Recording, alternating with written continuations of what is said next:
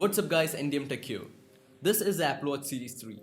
The original Apple Watch, Apple Watch Series 1, Apple Watch Series 2, all were heavily dependent on the iPhone.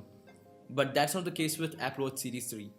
With Series 3, especially with the cellular data version, Apple Watch is almost independent. I said almost because cellular data heavily affects the battery life. So yeah, that's what, it's almost independent.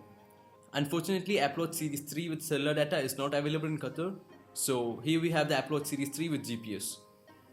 The Apple Watch has a 700 mAh battery, and with this version battery life is great.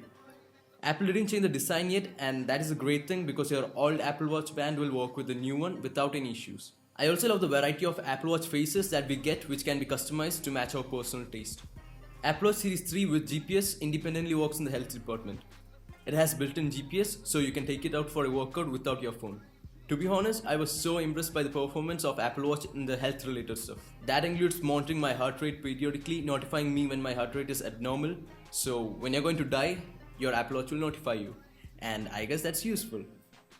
It tells me to stand up when I sit continuously for an unhealthy amount of time.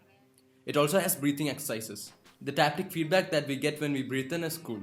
And all these are integrated into the Activity app, which gives motivation to complete the activity circle every day. Plus, most of the health apps in the App Store has support for Apple Watch. All these makes the Apple Watch seem like a great health assistant.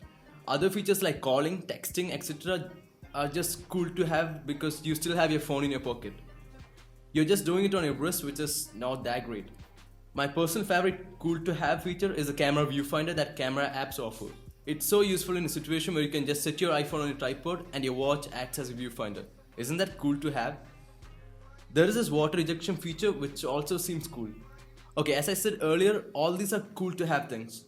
Now let's get into the things that I hate about the Apple Watch. Speaker usage is very limited. What I meant is speaker only works for notifications and Siri. Music apps can't use the speaker. To listen to music, you need to use a Bluetooth headphone. And some apps like Messenger just doesn't open up for some reason. It'll only show notifications and you can reply from those notifications, but the app won't open up, so you can't see your chat history or anything like that. It's been a long time and the developers still didn't fix it. When I Google it up, only some users have it and unfortunately I'm one of them. To sync music between your iPhone and Apple Watch, you need to connect your Apple Watch to the charger. Why can't it just sync without charging? And this makes syncing music a bad idea. Apple Watch is not just another smartwatch, it's a fashion statement. And Apple Watch is not a medical device. So yeah, that's it for today guys. Please don't forget to subscribe and see you guys in the next one.